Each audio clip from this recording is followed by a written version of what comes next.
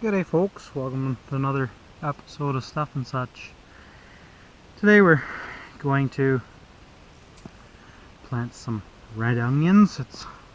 It's early in the season, but it's one of those things that I'm pretty sure it'll survive even if there's a touch of a frost in the next week or two.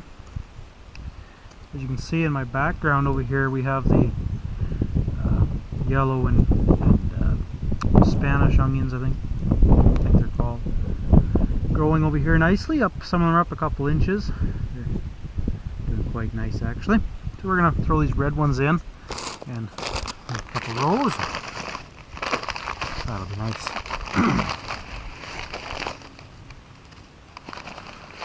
So as we're kind of getting set up here, if you can go ahead and subscribe, it'd be greatly appreciated. And then let's get started.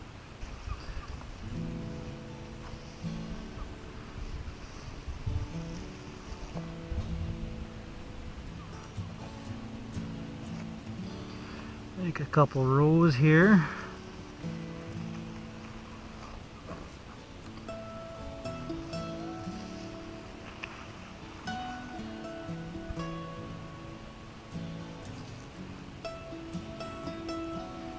Ground's really quite hard down there.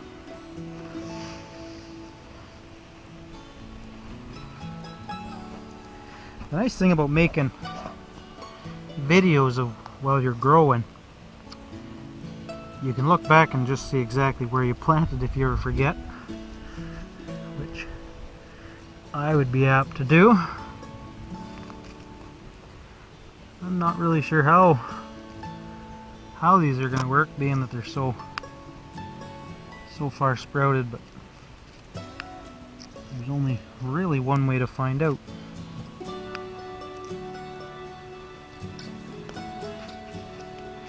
I guess I can kind of weed through them. I got more than enough here.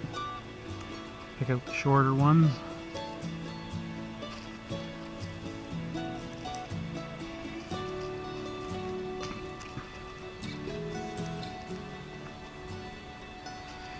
So I kind of have a bit of a different philosophy. A lot of people wait and wait and wait before they plant.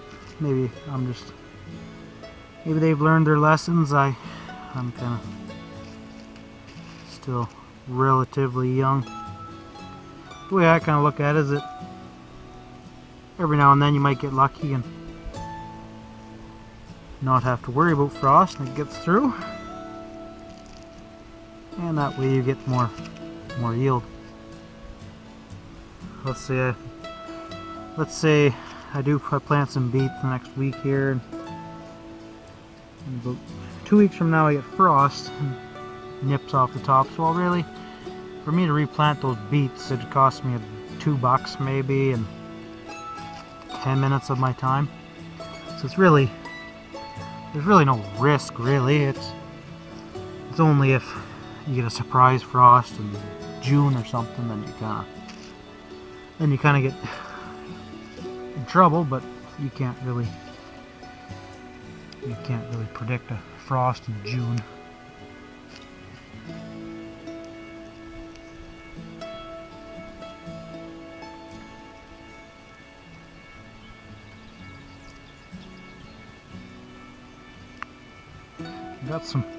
I got some spruce gum on my finger off the board here, and onions are sticking to my finger.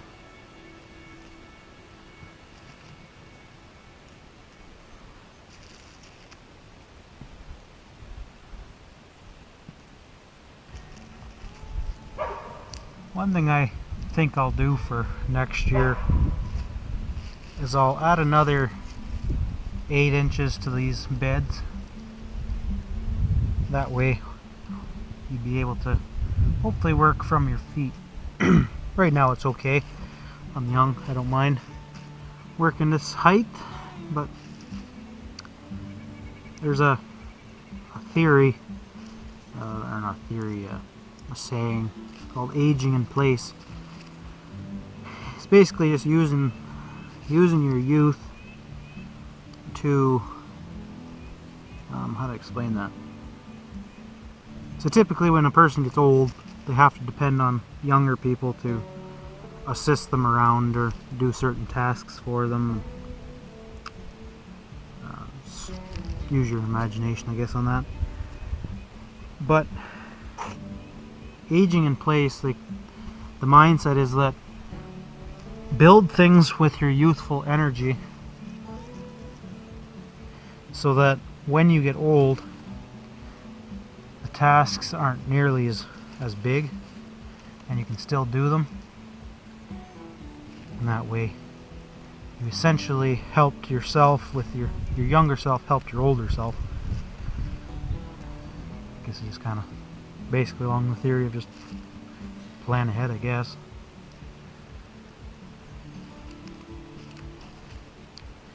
So kind of how I was meaning that is that I'd build this thing up so that when I get older, that I will be able to easily still do this. I know a lot of people would probably be saying this thing won't be here when you're older, and that's kind of where, unless you know all the backstory, you don't quite understand. But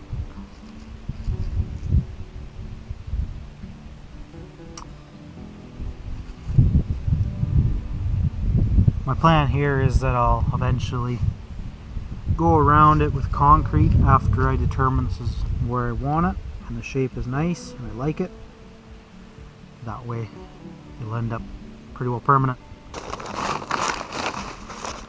So I'm getting kind of close to finishing up here. I have no idea what I'm going to do with all these onions, but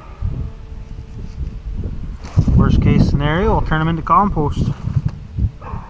And even that's not a bad situation, because you use the onion to pick up all the carbon and the nitrogen and all those wonderful nutritions from the air, and then you put them into compost, turn them in a nice fertile compost, and then put them back in the garden.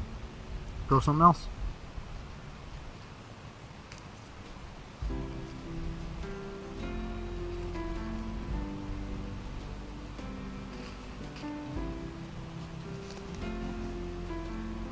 There. All done. Now I cover things up here as best as possible.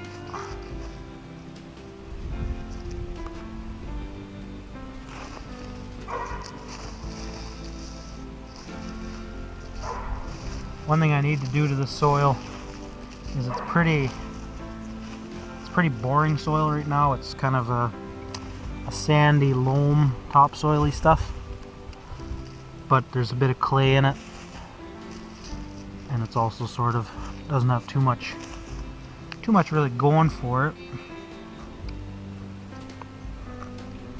So I'll need to add some organics to it in the future. But down below I got what I got? I got straw, I got sticks, I got chicken poo compost. I have some straw for holding moisture. So once the plants get down there, it'll be interesting to see how they respond to all that goodies down there. But also on the top, it gets really hard. You can sort of see this side over here. It's really bakes kind of a hard shell on it. So I've heard that sort of is a sign of not having enough organics in your soil. Good channel for information I found is Self-Sufficient Me. I think it's a guy in Australia. He's kind of a goofy, funny guy, but just because you're goofy doesn't mean you don't have any intelligence to share with people. Anyways, that pretty well solves that. I don't know how these little stringy things will react. They've never seen sun, so they might just get burnt off, but if they do, they do. If they don't, they don't.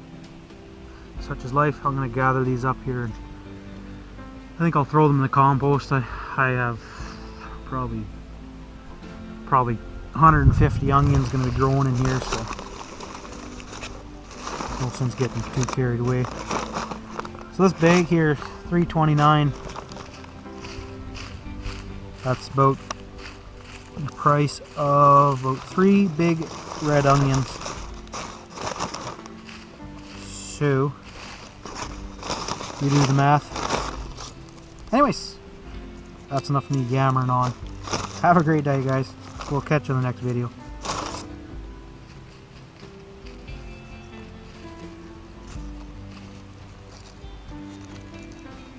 Why are you still here?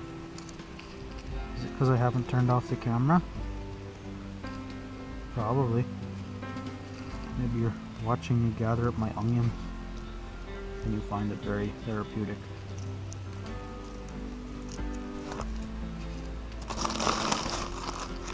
That's that there, putty tat.